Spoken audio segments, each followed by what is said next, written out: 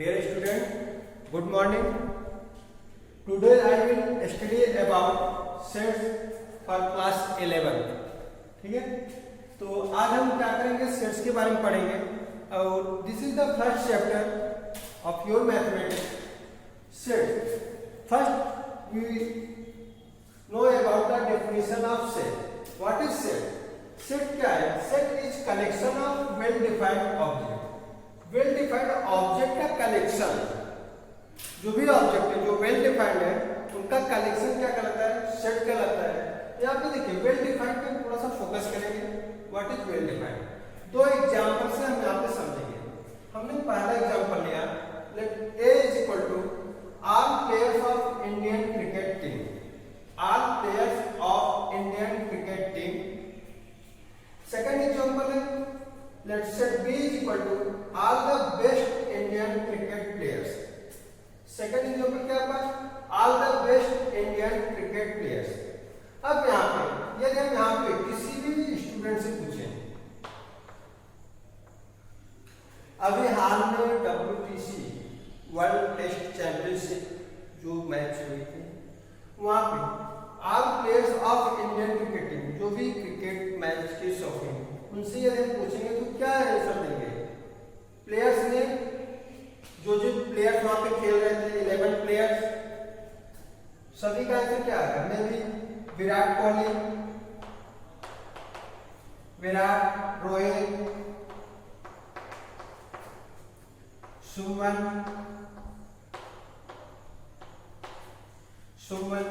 Pujara and so on. Means all 11 players of Indian cricket team who's playing that match versus New Zealand in WTC. Means जितने भी cricket player के जो भी शौकीन बंदे हैं, यदि हम उनसे पूछेंगे तो सभी का आंसर सेम आएगा, क्योंकि जो 11 प्लेयर्स खेल रहे थे ये सभी नाम यहाँ पे आए. बट सेकंड एग्जांपल देखते हैं, all the best Indian cricket players. All the best Indian cricket players.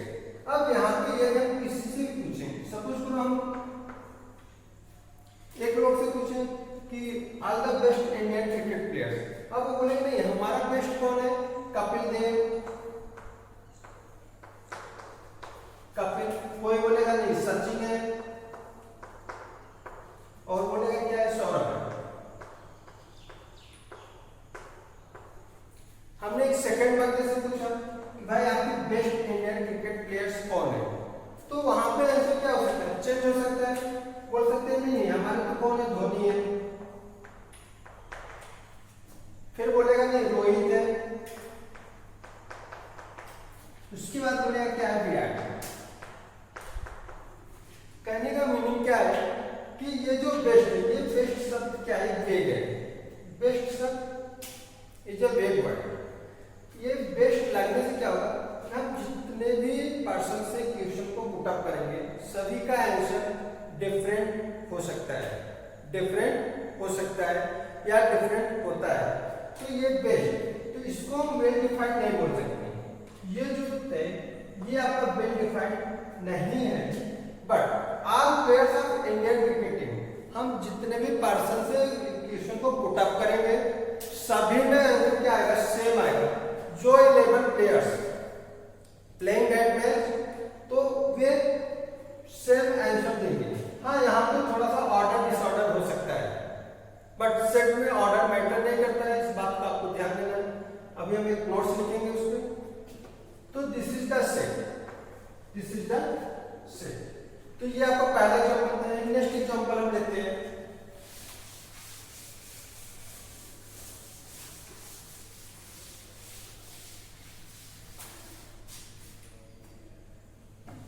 एक सेकंड एग्जांपल लेते हैं. Let us set A all teacher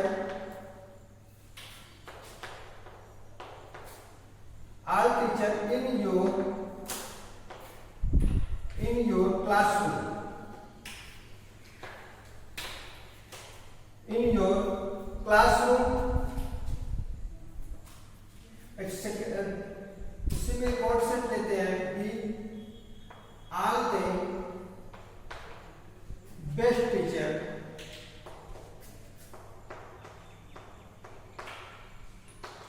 are the best teacher in your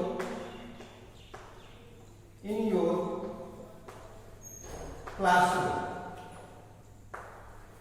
अब यहाँ पे देखिए, we put up two example. Let's set A, all teacher in your classroom, and second example, all the best teacher in your classroom. If we put up any student this question, then answer are same. Answer are same. Maybe आपके classroom में 5 teacher होंगे तो 5 teacher के ही नाम बोलेंगे जो कि उस क्लासरूम को पढ़ा रहे हैं। 11th क्लास में जितने भी टीचर है, मैथ के प्रोफेसर होंगे, फिजिक्स के होंगे, केमिस्ट्री होंगे, इंग्लिश एंड हिंदी। यहाँ पे आंसर क्या आएगा? सेम आएगा। But in second example all the best, again देखिए बेस्ट शब्द क्या है? आपका एक बैग है, बेस्ट शब्द क्या है? आपका एक बैग है। यहाँ बेस्ट लगने का मीनिंग क्या होगा कि अब मे बी किसी स्टूडेंट को क्या है, मैथ की टीचर ज्यादा बेस्ट है देन फिजिक्स,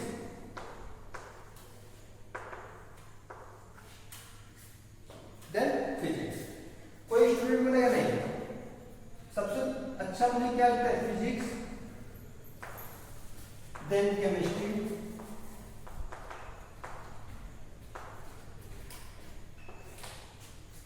अगर स्टूडेंट क्या बोल सकता है, नहीं हमें मैथ एंड केमिस्ट्री अच्छा लगता है, मैथ एंड केमिस्ट्री।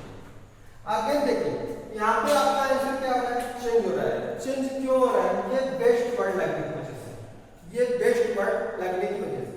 तो ये बेस्ट लगने की वजह से this example does not well defined, इसको हम सेट नहीं बोलेंगे because the every answer are change, every answer are may be और change. But in first example our teacher in your classroom, हम किसी भी स्टूडेंट से ये क्वेश्चन पुट अप करेंगे तो सभी में हमें सेम आंसर मिलेगा। यहाँ पे ऑर्डर आपको मैटर नहीं करेगा, किसी भी ऑर्डर में आप लिख सकते हैं, physics, math, then chemistry, then Hindi, then English, last में इंग्लिश। ठीक है, तो this is the set and this is not well defined, so this is the not as set.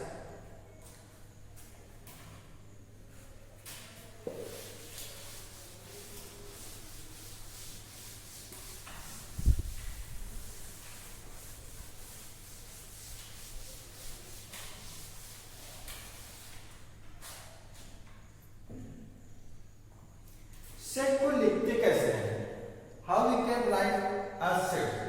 Sets को लिखने के लिए हमारे पास फॉलोइंग स्टेप है।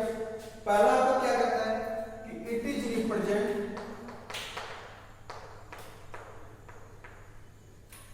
It is represent English alphabet,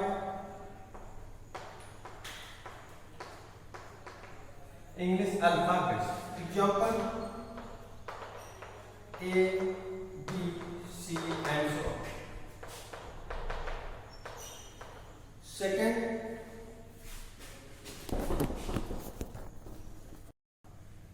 set को रिटेन करने के लिए हमारे पास डिफरेंट वेज है। हम ये डिफरेंट वेज को फॉलो करते हुए सेट को रिप्रेजेंट करेंगे। First, it is represent English alphabet letters. हम सेट को रिप्रेजेंट किससे करेंगे? ए बी सी या बी से इंग्लिश अल्फाबेट लेटर्स। सेकंड क्या कहता है? Are elements in are curly bracket, this bracket is called curly bracket. ठीक है, जितने भी एलिमेंट हैं सभी को हम कर्ली ब्रैकेट के अंदर लिखेंगे, सेपरेटेड बाय कॉमा। इस बात का ध्यान देना है कि ऑल एलिमेंट्स को हम कहां लिखेंगे? In between curly bracket and separated by comma. Third क्या कहते हैं? Elements does not repeated, elements does not repeated, this is very important. हम किसी भी एलिमेंट को रिपीट नहीं करेंगे।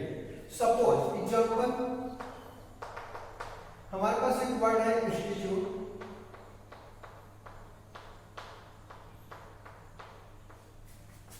इंस्टीट्यूट। अब आपसे कह रहा है कि ये इंस्टीट्यूट कितने लेटर से मिलके बना है, कितने लेटर से मिलके बना है। इसको यदि हम रिप्रेजेंट करेंगे सेट में, सेट में देखिए क्या हो जाएगा, कौन कौन सा लेटर यहाँ पे लगा है, I, then N, then S, then T. अब ये क्या कहता है, element does not repeated in between set. Set के बीच में एलिमेंट को हम रिपीट नहीं करेंगे, हमने यहां तक लिखा है। अगेन आई ये ऑलवेज यही है, सो आई को हम छोड़ देंगे। T, T is also written in here, T को छोड़ देंगे। Then U, again T, T हमने यहाँ पे ऑलरेडी लिख लिया है, एंड यू, एंड ई। तो कहने का मतलब क्या है, यहाँ पे ये नहीं पूछ रहा है कि इंस्टीट्यूट में कितने लेटर्स हैं, ये पूछ रहा है इंस्टीट्यूट कितने लेटर से मिलके बना है, कितने, I, N, S, T, U, E. Similarly एक नेक्स्ट एग्जांपल हम लेते हैं, सेकंड एग्जांपल, एक वर्ड वेरी इंपॉर्टेंट,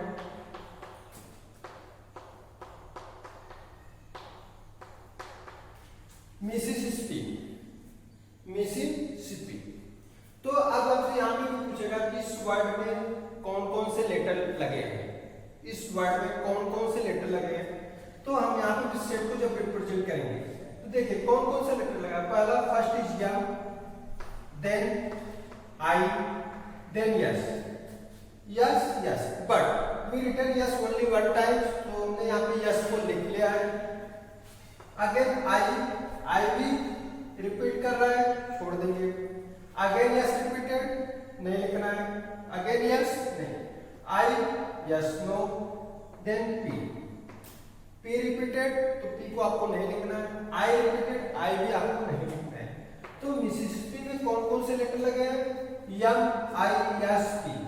यहाँ पे इस बात का आपको ध्यान देना है कि हाउ मेनी टाइम्स ये नहीं लिखना है, कौन कौन से, which term included in Mississippi, इस बात पे आपको ध्यान देना है।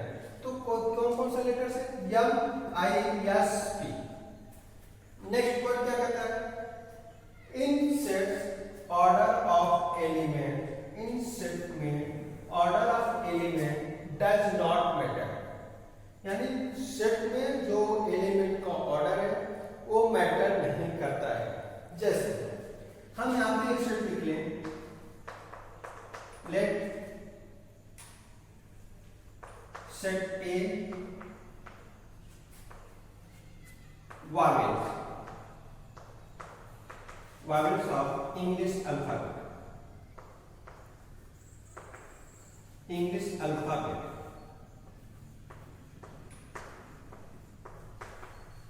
English alphabet। तो यहां पे देखिए ए क्या हो सकता है आपका, vowels, A, E, I, O, U, this is the English vowels। अब यहाँ पे जरूरी ये आपका एक सीरियल भी है, हम इसको इस टाइप से लिख सकते हैं,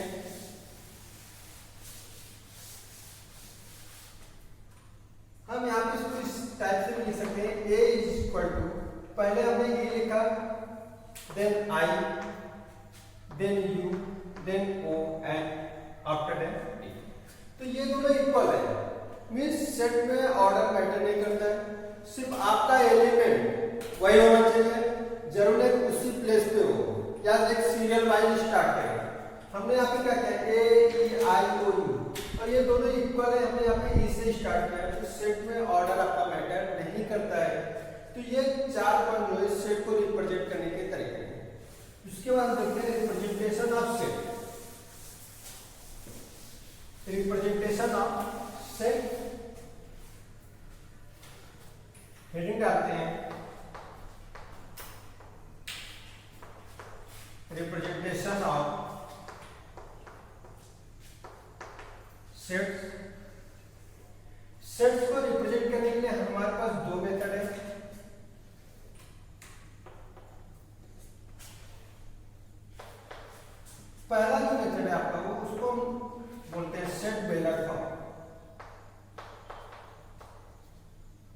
सेट बिल्डर फॉर या इसी का नाम है statement for.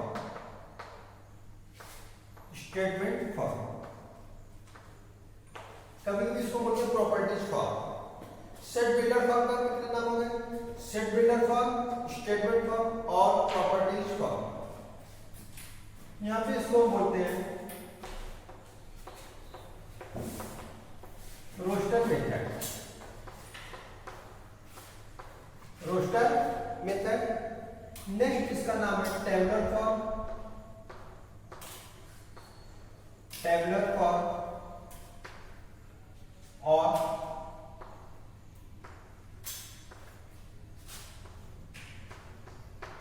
Listing form.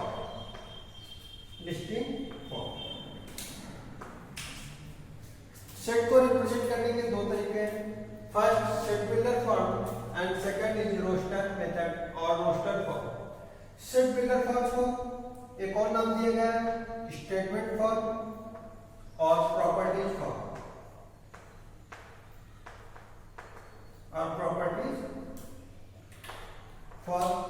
Roster form का भी तीन नाम है, roster method, tabular form and listing form. ठीक है। अब एक एग्जांपल हम देखते हैं सेट बिल्डर फॉर्म में सेट को रिप्रेजेंट कैसे करते हैं एंड रोस्टर फॉर्म में सेट को रिप्रेजेंट कैसे करते हैं।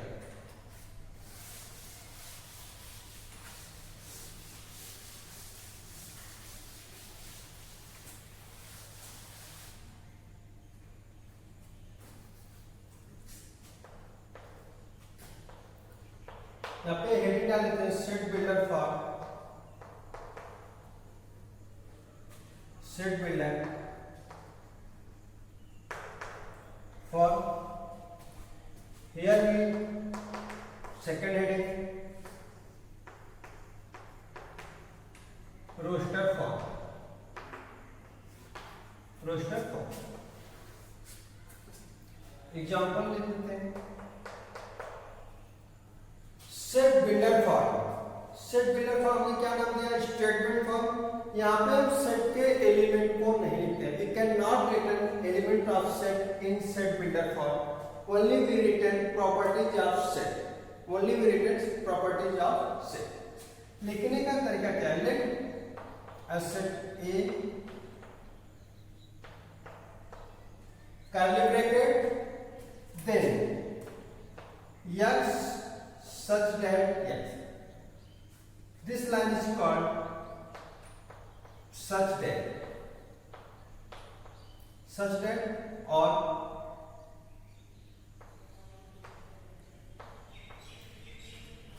ये दो बिंदु को क्या लिख करते हैं? सच डेट और एक ऑब्लिक लाइन को भी सच डेट बोलते हैं। ये सेट बिल्डर फॉर्म में सेट को रिप्रेजेंट करने का तरीका है। Let a is equal to curly bracket x such that x is an English vowel। English vowel। तो ये आपको क्या हो गया? सेट बिल्डर फॉर्म हमने क्या किया? इंग्लिश वॉवेल्स को एक स्टेटमेंट दे दिए। In set builder form we give a statement of English vowels but in roster form we return all element of in this statement। Roster form में आपको क्या करना है? सभी एलिमेंट को लिखना है जो इस स्टेटमेंट के बीच में आ रहे हैं। इंग्लिश वॉवेल्स कौन कौन से होते हैं?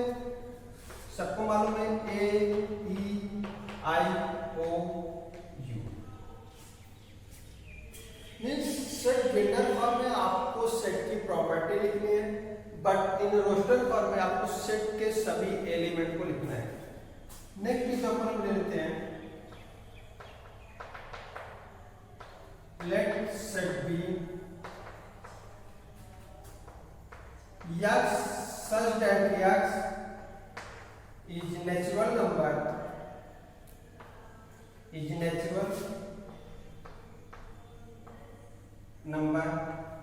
less or equal to 5। Means क्या कर रहे हैं सेट बिल्डर फॉर्म में? x such that x is a natural number less or equal to 5. This is the set builder form. Means हमने क्या किया, सेट को यहाँ पे बिल्ड कर दिया, तब इसका नाम क्या पड़ेगा, सेट बिल्डर फॉर्म। हमने क्या किया, सभी सेट को बिल्ड करते चले गए, यानी इसको एक प्रॉपर्टी एक स्टेटमेंट फॉर्म में दे दिए। बट इन रोस्टर फॉर्म हमने क्या करा कि आपको इस स्टेटमेंट के बीच में जितने भी एलिमेंट है सभी को आपको यहाँ पे लिस्ट करना है, सभी को आपको यहाँ पे लिस्ट करना है, तभी वो आपका क्या होता है, रोस्टर फॉर्म या लिस्टिंग फॉर्म। याद करिए, रोस्टर फॉर्म का एक और नाम लिस्टिंग फॉर्म, यानी सभी एलिमेंट को आपको यहाँ पे लिस्ट करना होगा। तो क्या कर रहा है यहाँ पे property, x such that x एक क्या है, नेचुरल नंबर है, लेस और इक्वल टू 5, लेस और इक्वल टू 5।